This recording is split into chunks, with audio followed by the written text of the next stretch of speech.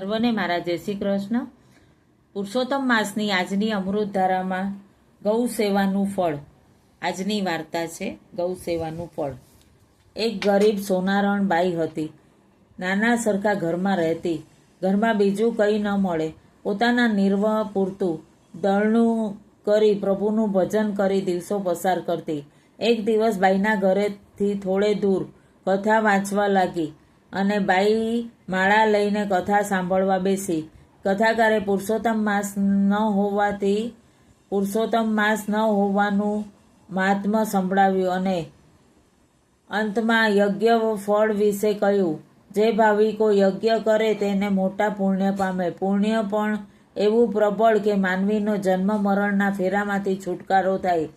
આ સાંભળી બાઈના મનમાં થયું કે મારી પાસે ધન હોત તો હું યજ્ઞ કરત, અને કરમની કઠણ એવી છું કે મરનારે વારની વીંટી પણ ઘરમાં રહેવા દીધી નથી. જો થોડું ઘણું પણ હોત તો હું મોટો યજ્ઞ કરત. હવે શું કરવું? બાઈ વિચાર કરતી બેઠી હતી ત્યાં તો કથાકારે શ્રમ યજ્ઞની મહત્તા જણાવી અને સેવા યજ્ઞ કરતા મહત્તા સમજાવી. એટલે બાઈએ સેવા યજ્ઞથી ફળ મેળવવાનું વિચાર્યું. ગામ બહાર આવેલા તળાવ આગળ એક મહાત્માની મઢુલી હતી. એ મહાપવિત્ર અને ત્રિકાળ જ્ઞાની પુરુષ હતા. તેથી તેમના દર્શનાર્થે અવારનવાર સ્ત્રી પુરુષો જતા હતા. બાઈ પણ તળાવે કપડાં ધોવા જતી ત્યારે મહાત્માના દર્શન કરી ઘેર ફરતી. બાઈના મનમાં થયું કે શ્રમ કરવા માટે મહાત્માની મઢુલી અને સેવા યજ્ઞ કરવા માટે મહાત્માની સેવા વધુ અનુકૂળ છે. આમ વિચારી બાઈ ઘરે ગઈ અને બીજે દિવસે સૂર્યોદય થતાં પહેલાં મહાત્માની મઢુલી આગળ ગઈ. આસપાસ પડેલો કચરો કાઢી નાખી પાણી છાંટ્યું. તે જગ્યા સ્વચ્છ બનાવી. પછી આંગણામાં પૂરી રંગોળી પૂરી અને મઢુલીની ચારે બાજુએ આસોપાલવના તોરણ બાંધી તેની વચમાં ફૂલ ગૂંથેલા હતા. તેથી દેખાવ રમ્ય લાગતો. આ વખતે મહાત્મા મઢુલીમાં ન હતા. તેઓ જંગલમાં દૂર ફરવા ગયા હતા. આ તકનો લાભ લઈ સેવાભાવથી બાઈએ સ્વચ્છ જળથી પાણીનું માટલું ભરી દીધું અને જે કંઈ વાસણ પડ્યા હતા તે માંજીને સાફ સફાઈ કરી બધું ગોઠવી દીધા. પછી વસ્ત્રો પડેલા વાળીને ગોઠવી દીધા. મઢુલીની અંદરથી પૂંજો કચરો કાઢી અને ઘેર જતી રહી. આજે તેને આનંદનો પાર ન હતો, કારણ કે તેણે શ્રમ કર્યો હતો. થોડી વારે મહાત્મા આવ્યા. મઢુલીની આસપાસની સ્વચ્છ બનેલી જોઈ તેમના ઉપર પાણીનો છંટકાવ થયેલો જોઈ વિચારમાં પડી ગયા. વળી મઢુલીમાં પણ સફાઈ થયેલી જોઈ તેમના આશ્ચર્યનો પાર રહ્યો નહીં.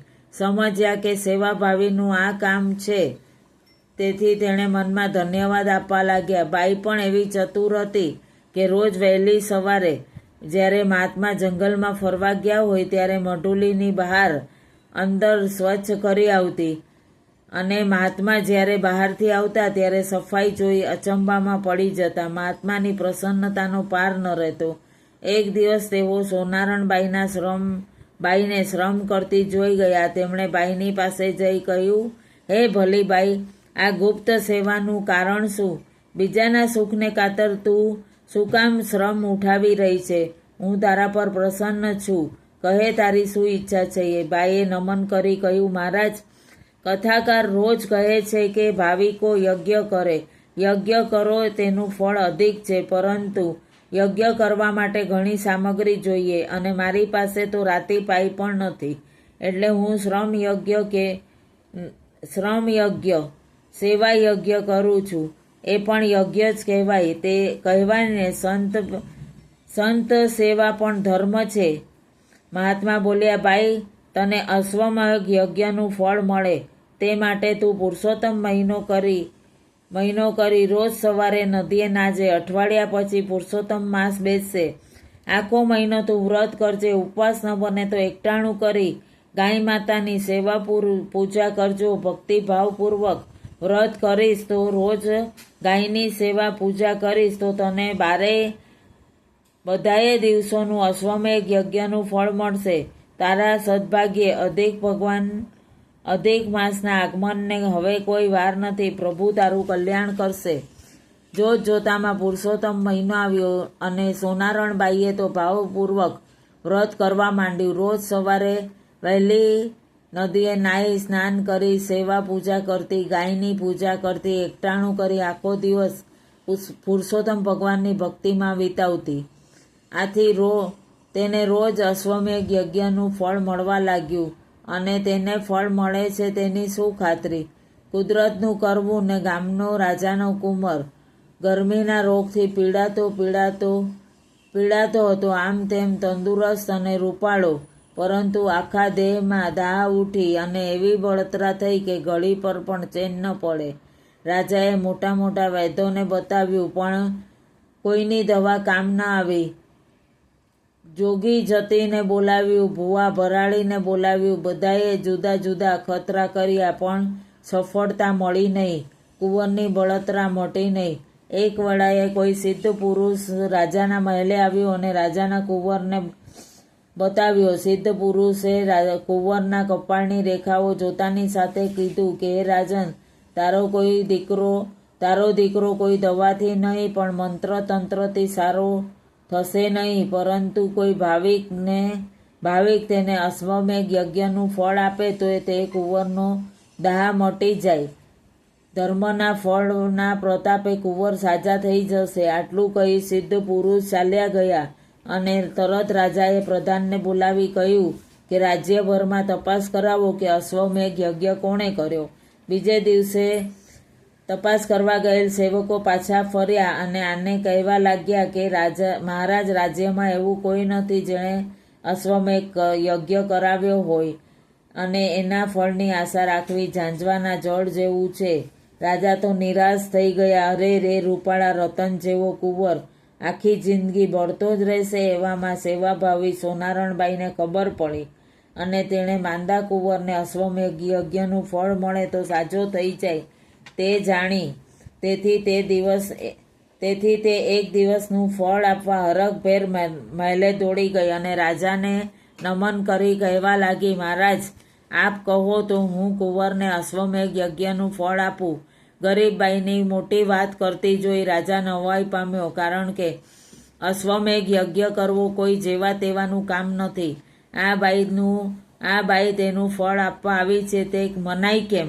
રાજાને મનમાં વિચાર પડેલો જોઈ બાઈએ કહ્યું, મહારાજ, અશ્વમેઘ યજ્ઞ નથી કર્યો, પણ પુરુષોત્તમ માસમાં હું રોજ ગાયની સેવા પૂજા કરું છું, એકટાણું કરું છું, અને તેનું એક દિવસનું ફળ મને અશ્વમેઘ કર્યો હોય તે બરાબર મળે છે.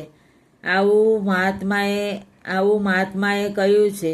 રાજાના મનમાં થયું કે હમણાં જ ખબર પડી જશે. રાજાના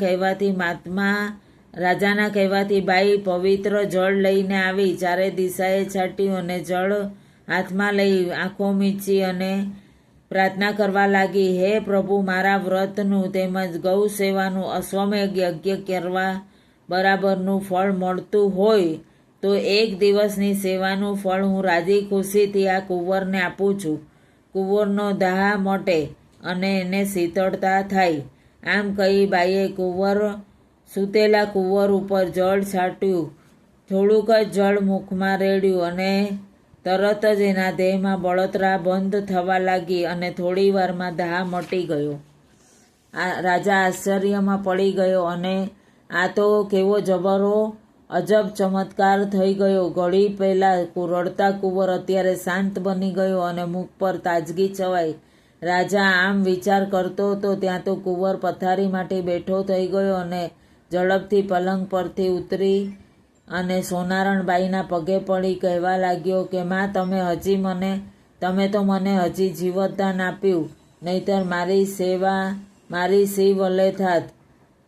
રાણી પણ બાઈના પગે પડી અને પછી રાજાએ નમીને કહેવા લાગ્યો, માતાજી, તમે તમારી પવિત્ર ભક્તિના શ્રદ્ધાના બળે મારા દીકરાનો જીવ ઉગાર્યો છે, તેનું વ્રતનું ફળ અર્પણ કર્યું છે, તે માટે તમારો ઉપકાર જિંદગીભર નહીં ભૂલી શકું. હવે તમારી શું સેવા કરી શકું છું? તમારી ઈચ્છા હોય તે માંગો.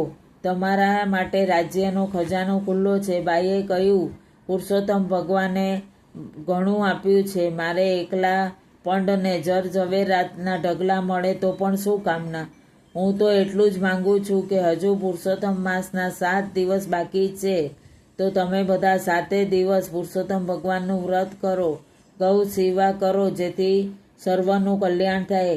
રાજાની રાણીએ વ્રત કરવાનો સંકલ્પ લીધો અને ભલીબાઈ સોનારણ ચાંદીના વાસણો અને 500 સોના મોરો આપી બાઈને તેનો સ્વીકાર કર્યો અને રાજાએ માન સહિત તેના ઘરે વાજતે ગાજતે મોકલી આપી. પુરુષોત્તમ મહિનો પૂરો થતાં બાઈએ સારી રીતે વ્રતનું ઉદ્યાપન કર્યું અને ગામના બ્રાહ્મણોને જમાડી સારી દક્ષિણા આપી રાજી કર્યા.